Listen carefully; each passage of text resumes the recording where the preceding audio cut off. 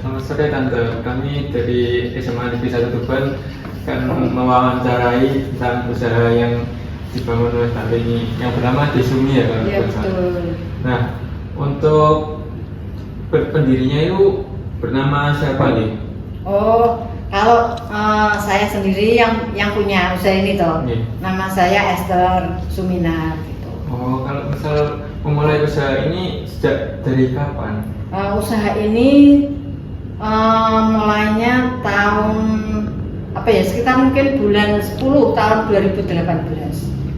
Nah, sebelumnya apakah sudah langsung berdiri di sini atau merintis? Oh, kalau sejarah singkatnya itu pertama itu saya itu nggak niat terus bikin usaha ini. Pertamanya itu iseng lah. saya itu kan memang saya sebelumnya sudah punya kayak kesukaan bikin Iya. kue, tapi waktu itu sekarang nggak ada yang ngajari, terus saya ikut les tahun 2006. Nah, saya waktu itu mengambil kelas roti, pembuatan roti dan pembuatan cake. Terus karena mempunyai anak dan mengurus keluarga, saya kan nggak bisa. Akhirnya sampai tahun 2018 itu saya iseng membuat kayak story WhatsApp. Waktu itu iya. saya bikin kue, terus ada teman yang tertarik, terus minta tolong dibikinkan. Iya. Tuh awalnya itu. Nah, Tuh. untuk menunya waktu dulu sama yang sekarang kan cenderung beda. Iya, Sekarang kan betul. lebih ada perkembangan Ya, betul, inovasi. betul. Nah, kalau misal di 2018 itu menunya meliputi apa aja? tuh? Oh, kalau awal-awalan itu saya dulu itu jualan spesialnya itu di brownies kukus, tapi kita variasi di topping. Jadi toppingnya itu ada yang vanilla, ada yang toppingnya itu matcha, green tea, ada yang coklat, ada yang tiramisu. Jadi variasi di toppingnya sama kayak pisang. Jadi 2 item, terus saya tambahi waktu itu roti. Jadi 3 item tok. Cuma rotinya masih belum banyak variannya, masih satu saja, roti sobek itu Oh, aja. masih Mas. sobek. Iya. Jadi sampai sekarang roti sobek itu udah dari 2018 sampai sekarang. Betul. Nah, kalau misal harganya kan di tahun 2018 Ya. kan tentu berbeda dengan Ya, yang sekarang. betul. Ya. Nah, itu dulu brownies kukus kan kalau sekarang minimal dijual dengan harga 50. Nah, Ya. kalau misal 2018 itu dijual dengan harga berapa? Waktu dulu itu saya awal-awal itu jualnya itu kalau nggak salah seingat saya itu 35.000 satu loyang besar. Ya kan kalau harga itu kan mengikuti perkembangan harga bahan Iya, juga. bahan juga. Jadi kita itu menyesuaikan. Cuma kita tidak berani mengambil harga Tinggi. terlalu tinggi kan kasihan yang beli. Jadi kita itu berusaha menekan harga terjangkau mungkin oleh semua kalangan. Nah, kalau misal ini kan berdirinya tahun 2018, sedangkan di 2019 ini Indonesia kan kena COVID. Ya. Nah, dampaknya itu gimana? Iya. Nah itu dulu pertama itu kan saya kan tahun 2018 itu kan mainnya di brownies, pisang ya. Iya. Terus waktu COVID itu kan saya bingung waktu itu. Iya. Kan semuanya keadaannya kayak gitu ya. Akhirnya terus saya munculkan itu roti sobek tapi bener-bener serius gitu loh Mas. Oh iya. Ya kalau yang pertama dulu kan cuma toppingnya itu cuma Iya. gula, Belum terus beragam lah. ya belum variatif gitu. Terus akhirnya saya kreasikan dengan macam-macam topping. Tapi ya gitu penjualannya tentu berbeda saat belum ada pandemi sama saat pandemi. Kalau waktu pandemi itu saya malah banyak melayani pesanan untuk orang-orang kena COVID. Oh, jadi Iya, kita itu waktu malah, waktu kita itu malah sama customer minta tolong sekalian diantar, dikurirkan, itu kita cantolin di pagar-pagar gitu Mas.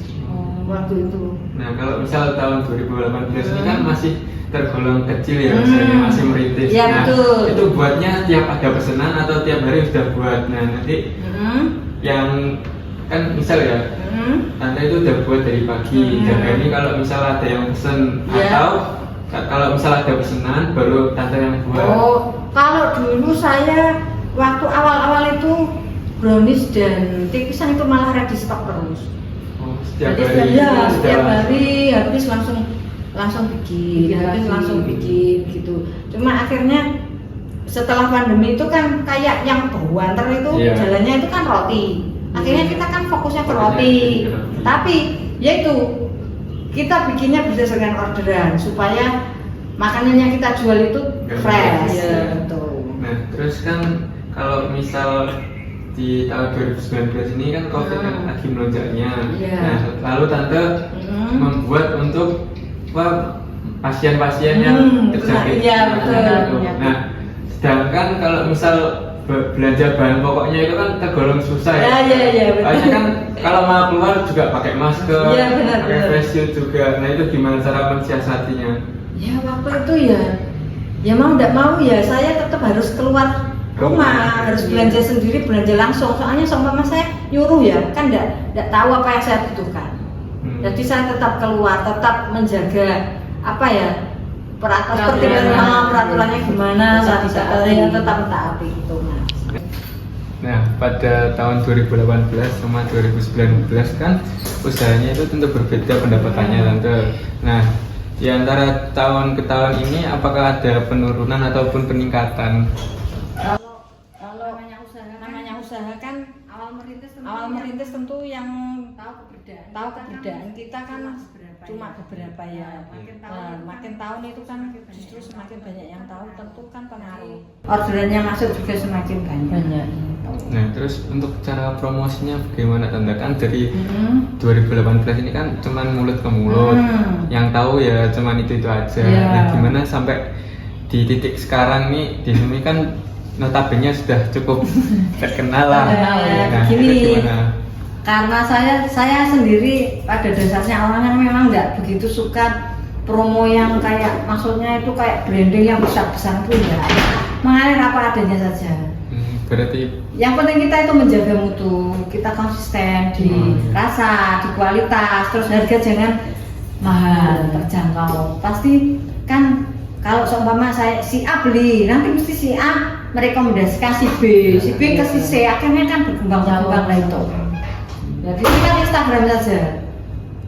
Sama ya itu dibantu para pelanggan, saya banyak dibantu para pelanggan yang ngasih tahu ke teman-teman yang lain, itu akhirnya tahu, semakin banyak yang tahu.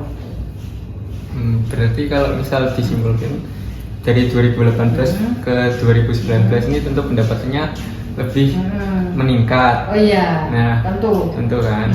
Nah, untuk gimana sih tante cara untuk menjaga rasa agar selalu enak gitu? gitu. Ada rahasianya enggak? Tentu kan komposisi yang digunakan harus konsisten gitu loh. Betul. Takutnya kalau misal ada konsumen yang komplain gitu gimana cara menanggapinya? Alhamdulillah sampai saat ini itu nggak ada konsumen yang komplain di rasa dan harga.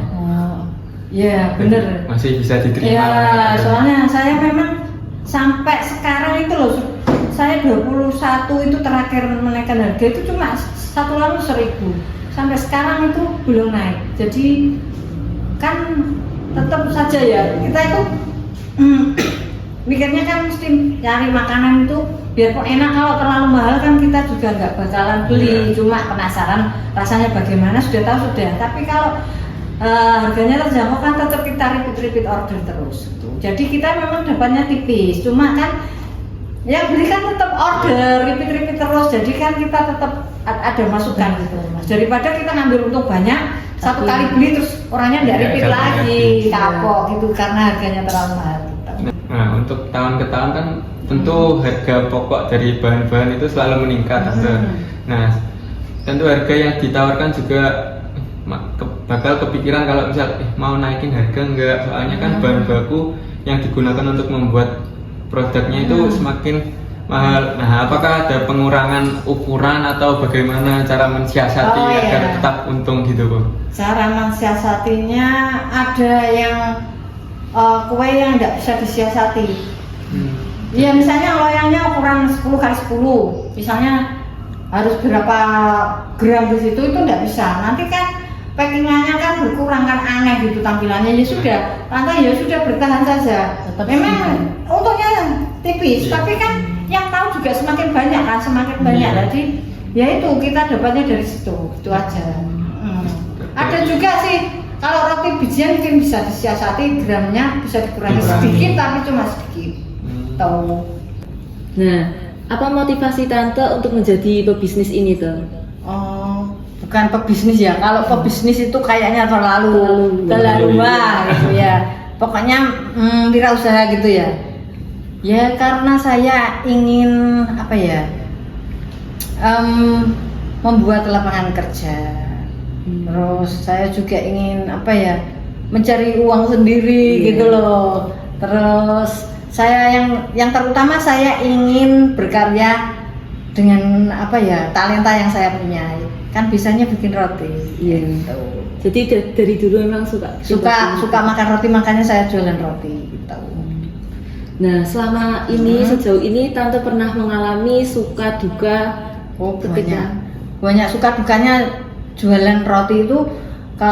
Saya sering tidak tidur, soalnya kita kan tanggung jawab dengan pekerjaan. Misalnya kalau ordernya banyak, misal pernah dapat order 500 pack yang roti sobek besar, diambil pagi lah itu kan saya harus kerja sampai malam. Saya harus bisa memperhitungkan waktu, manajemen waktunya harus bisa. Jadi misalnya ready jam 10 itu saya 2 jam minimal itu harus sudah ready. Tahu. Nah, untuk harapan Tante apa setelah berbisnis dalam kurun waktu selama ini tuh? Harapannya ya setiap orang yang punya usaha tentu ingin usahanya itu bisa berkembang lagi, bisa dikenal banyak orang dan bisa membuat banyak orang senang. Soalnya kita jualannya misalnya ya kita jual makanan yang disukai banyak orang tapi harganya terjangkau, itu kan bisa menyenangkan orang juga gitu. Nah, bagaimana cara Tante tetap menjaga eksistensi usaha Tante agar tetap bisa bersaing dengan usaha-usaha yang lain? Yang pertama saya harus dan wajib itu menjaga rasa dan kualitas. Meskipun harga bahan bakunya naik, saya harus tetap memakai bahan itu. Misalnya opsi terakhir, kalau terakhir ya itu kita terpaksa menaikkan harga itu, jangan sampai banyak yang kita naikkan itu ya sekedarnya saja lah gitu. Terus juga